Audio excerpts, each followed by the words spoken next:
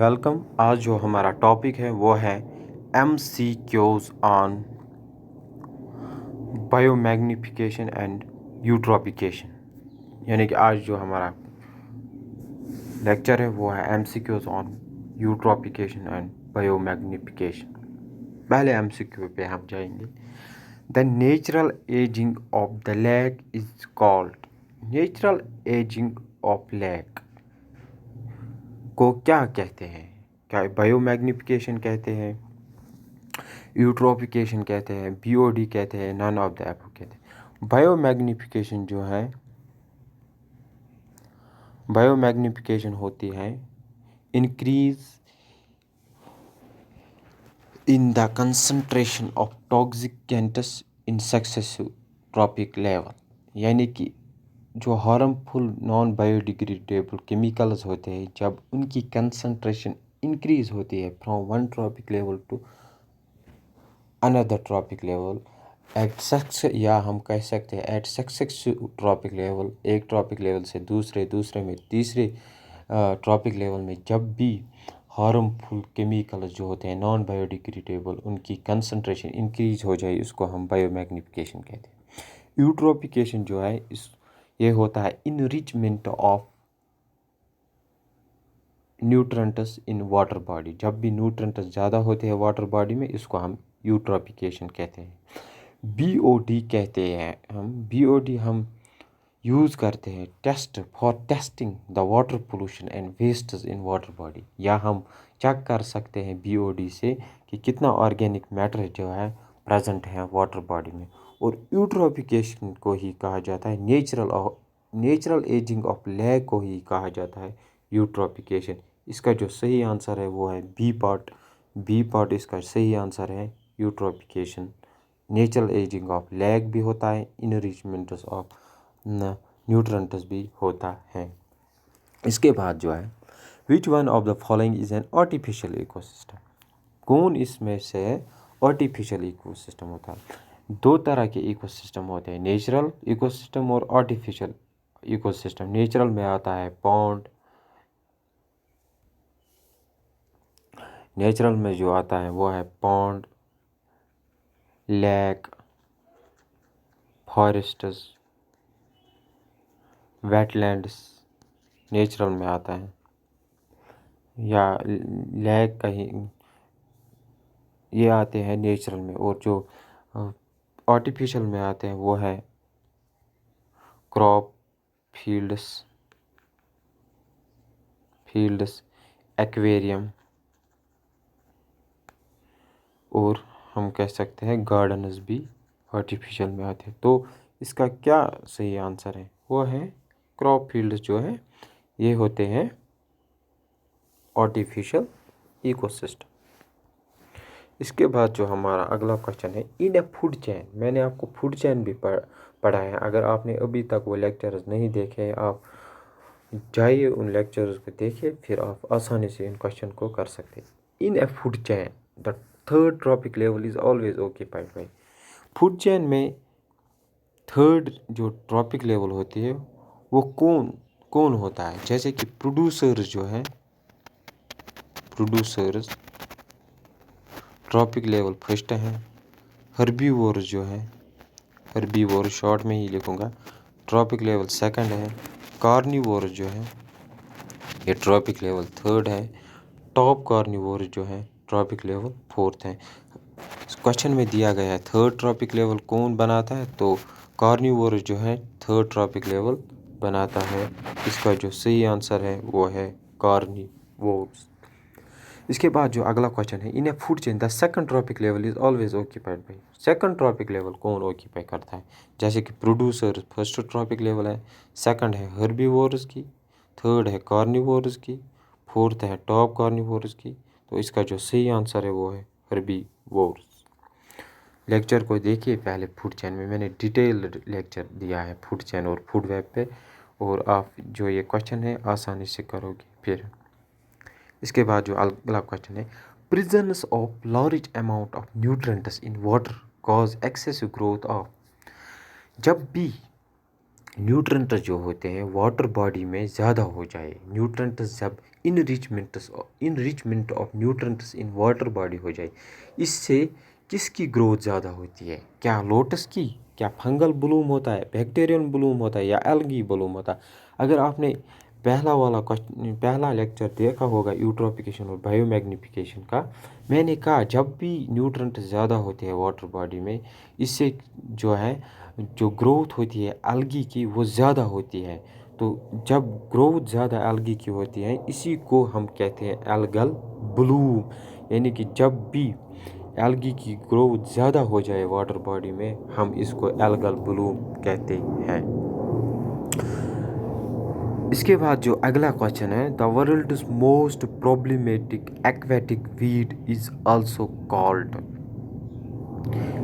World का जो सबसे प्रॉब्लमेटिक यानी जिसने सबसे बड़ी प्रॉब्लम की है वीड ने, वो कौन सा है? इसको क्या कहते हैं? इसको क्या कहते हैं?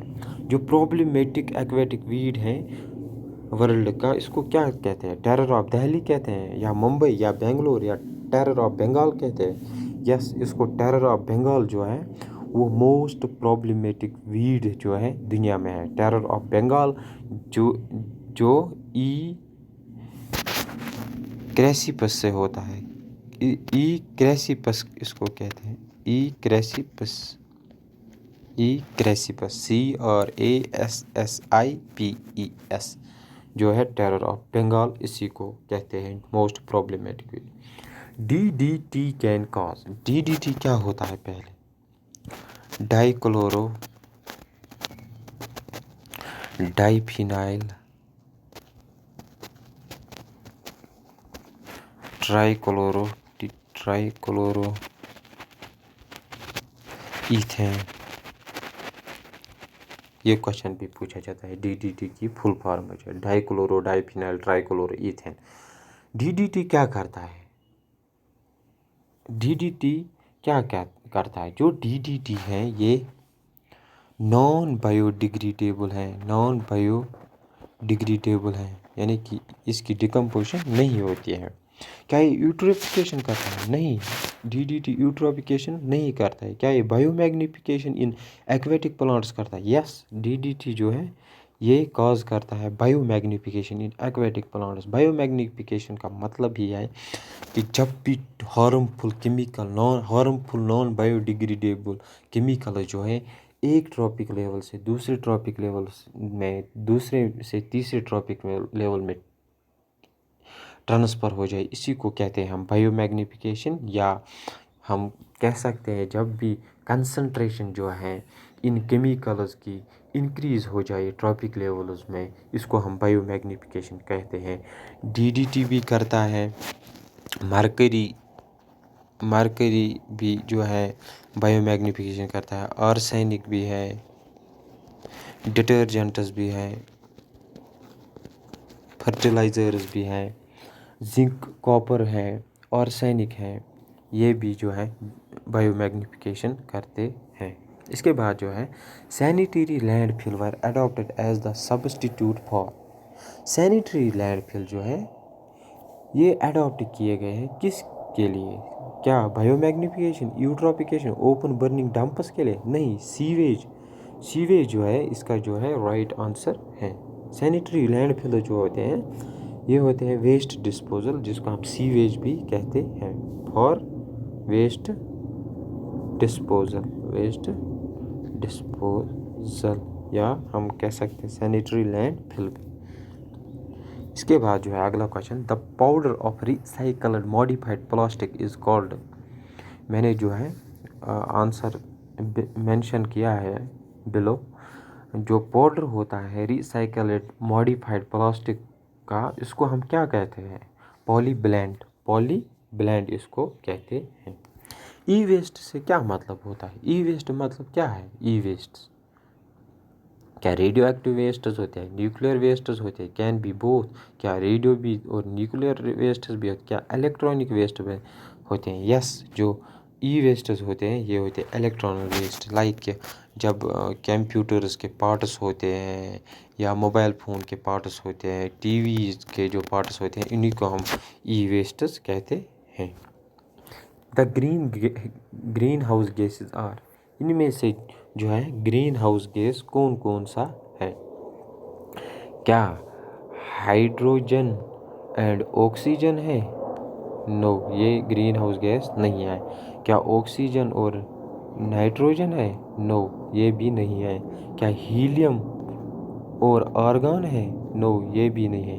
क्या कार्बन डाइऑक्साइड और मीथेन है? CH4, carbon dioxide and methane, CH4। Yes, जो ये है कार्बन डाइऑक्साइड और मीथेन, यही ग्रीन हाउस गैसेस हैं। जैसे कि 4 मेजर जो है ग्रीन हाउस गैस है: carbon dioxide, methane, nitrous oxide और chlorofluorocarbon, nitrous N2O, nitrous oxide and CFC, chlorofluorocarbon भी है। इसके बाद जो है the present average temperature of earth is, जो एवरेज टेम्परेचर है अर्थ का वो क्या है? 10, 12, 14, 15 डिग्री है। एवरेज टेम्परेचर जो मतलब है कि आप बताएंगे कि आज तो 33 डिग्री जो है पारा है, टेम्परेचर है 33 डिग्री, या दिल्ली में 45 है, लेकिन ये एवरेज निकाला जाता है कि एवरेज टेम्परेचर कितना है। जब भी जो है एवरेज टेम्परेचर जो है इंक्रीज़ हो जाए, इसी को हम ग्लोबल वार्मिंग कहते हैं।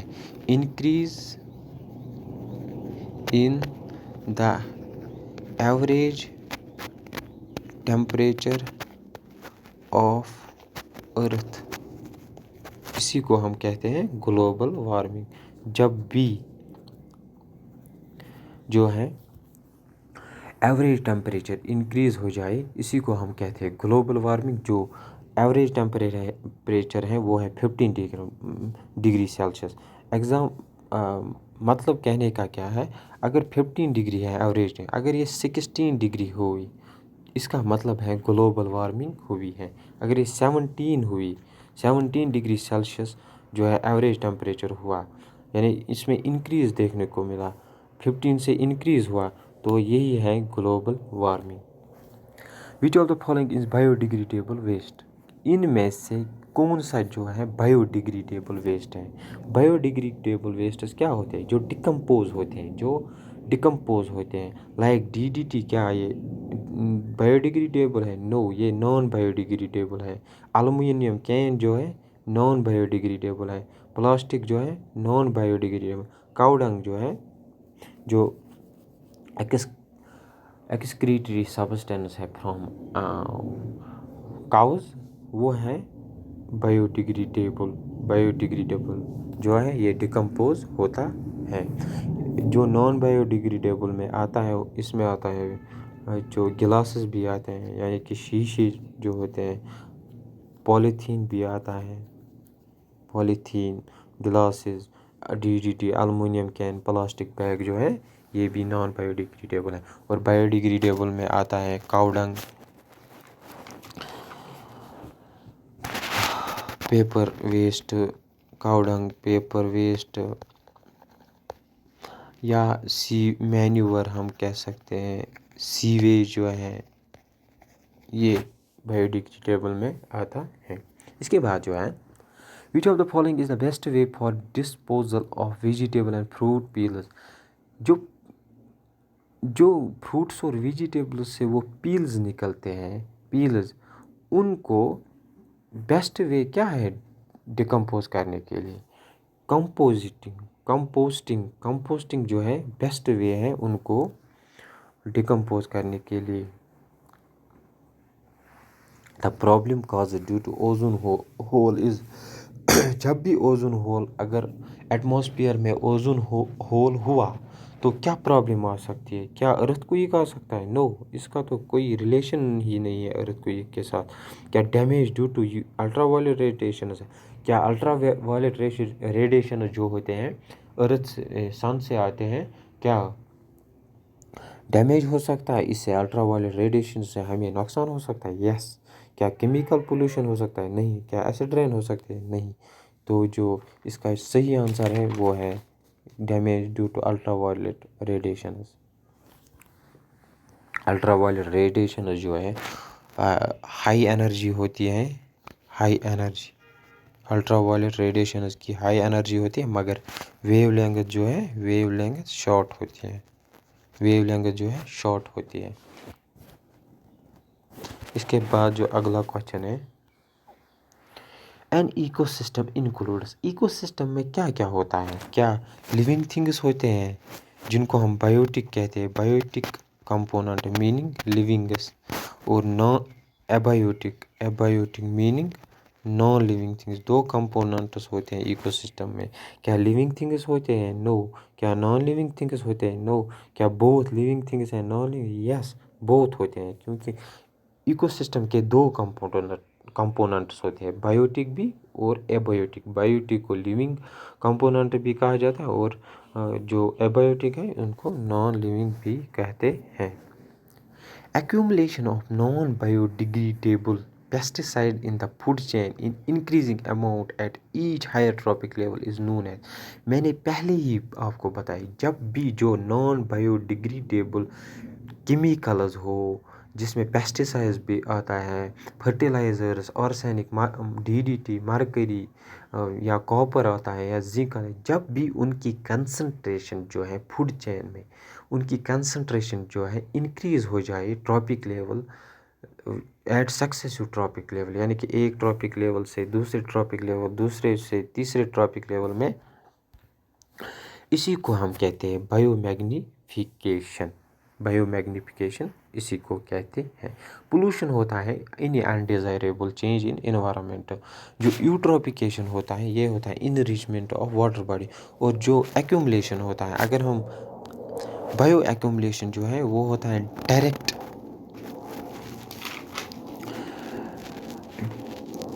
Accumulation of toxins directly in humans. जब भी जो टॉक्सिन्स है वो डायरेक्टली आए ह्यूमन्स में, तो इसी को हम कहते हैं एक्यूमुलेशन। इसके बाद जो हम अगला क्वेश्चन है वो है, in an ecosystem the 10% of energy available for transfer from one trophic level to the next is in the form of. मैंने आपको पहले ही बताया, जो प्रोड्यूसर से एनर्जी है वो ट्रांसफ़र होती है हर्बीवोरस में, हर्बीवोरस से कार्निवोरस में, कार्निवोरस से ड्रॉप कार्निवोरस में जो है एनर्जी।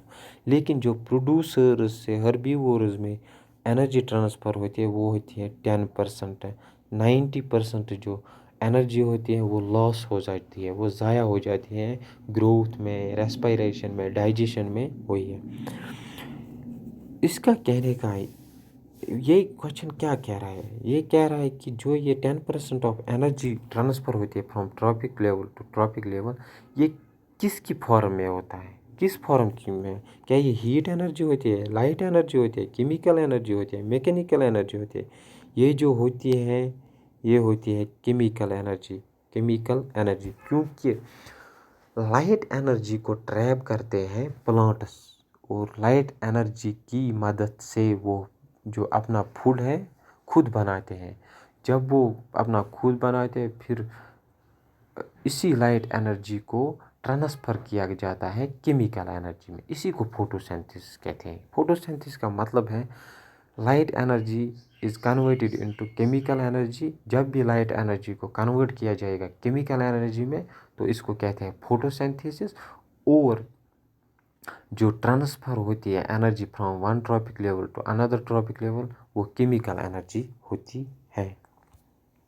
इसके बाद जो क्वेश्चन है, organism which synthesise carbohydrates from inorganic compounds using radiant energy are called.